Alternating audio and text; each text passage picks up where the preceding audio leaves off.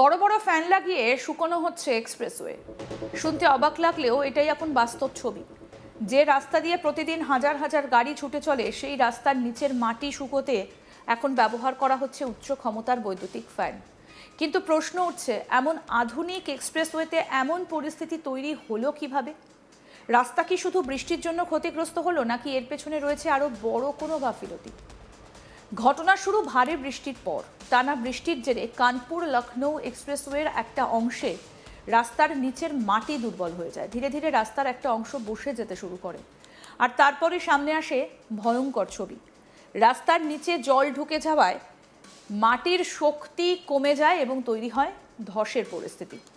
এখন সেই ক্ষতিগ্রস্ত অংশে চলছে যুদ্ধকালীন তৎপরতায় মেরামতির কাজ। কিন্তু সবথেকে বেশি নজর কেড়েছে যে বিষয়টা, তা হলো রাস্তার নিচে জমে থাকা আর্দ্রতা শুকানোর জন্য বসানো হয়েছে বড় বড় বৈদ্যুতিক ফ্যান।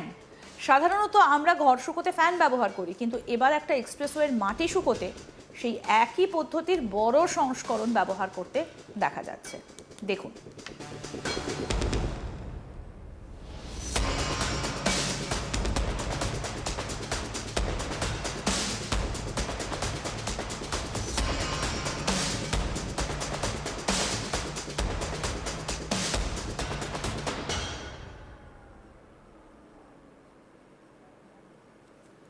তবে এর পেছনে রয়েছে একটা প্রযুক্তিগত কারণ।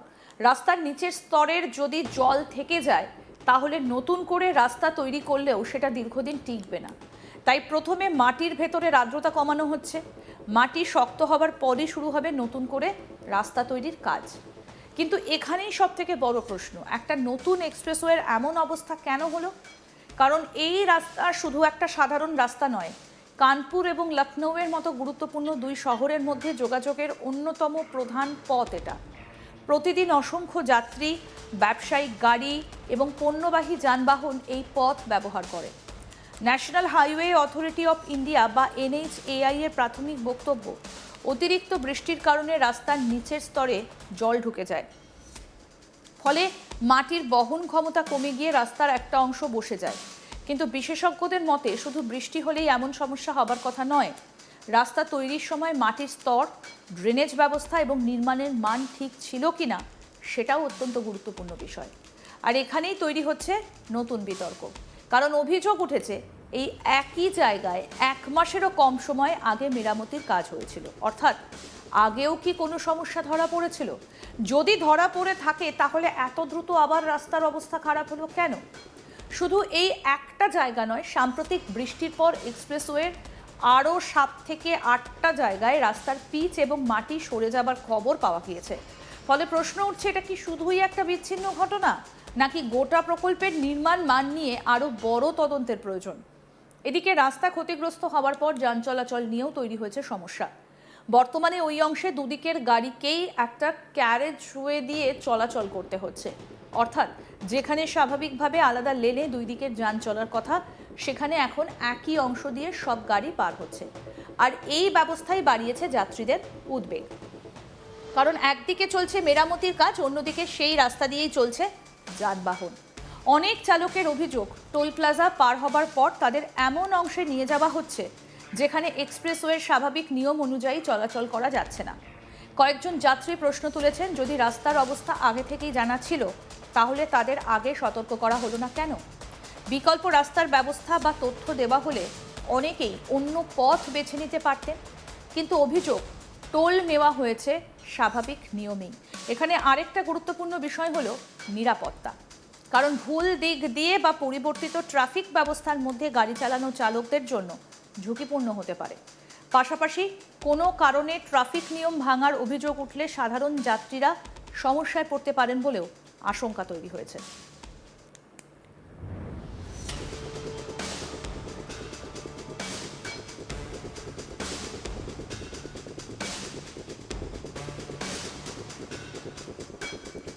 কি বলছেন রিজিওনাল অফিসার, আসুন শোনাই।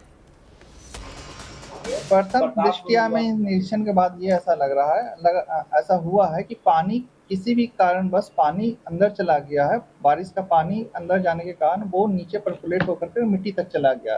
जब हम लोग एक्सकवेट कर रहे हैं तो नीचे की मिट्टी गीली निकल रही है, तो पानी के ही कारण मेन फेल वहाँ पे डैमेज हुआ है ये चीज़।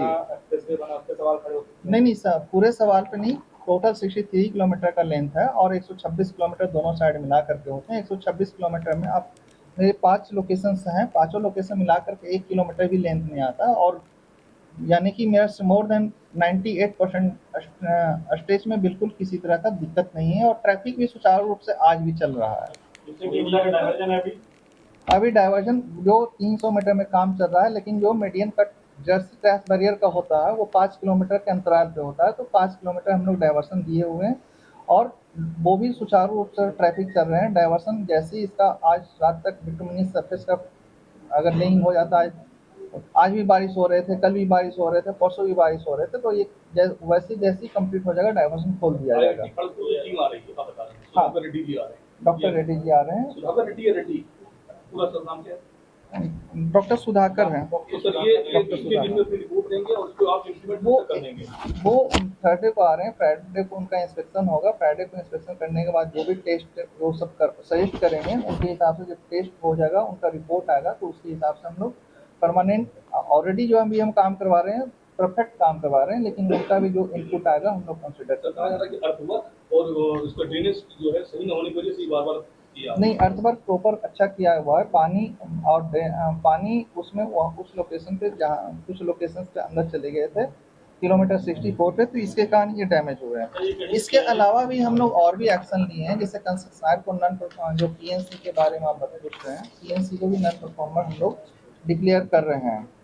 और की बात की जाती थी, कहीं एआई तकनीक फेलियर नहीं, एआई तकनीक फेलुअर नहीं, इसकी भी हम लोग और डिटेल्स हम लोग टीम लगा रहे हैं, इन्वेस्टिगेशन भी करवाएंगे उस पर। एआई तकनीक के हिसाब से ही बनाया गया, और रोड्स क्रस्ट मेरा एक्सपेक्टेशन बिल्कुल सुरक्षित है। इसमें कोई क्वालिटी भी बीच बीच में चेक होते गए हैं ड्यूरिंग कंस्ट्रक्शन। सर, स्पीड को लेकर के चर्चाएं चल रही थी कि स्पीड कम कर दी गई, तो क्या इस तरीके की है, क्या स्पीड कम की नहीं, स्पीड का जो है स्पीड 120 किलोमीटर के पर आवर के हिसाब से डिजाइन किया हुआ है। आज भी 120 किलोमीटर के हिसाब से ट्रैफिक चल रहे हैं, मीन्स कम भी चल सकता है, लेकिन लिमिट 120 है, उसकी लिमिट नहीं घटाई गई है।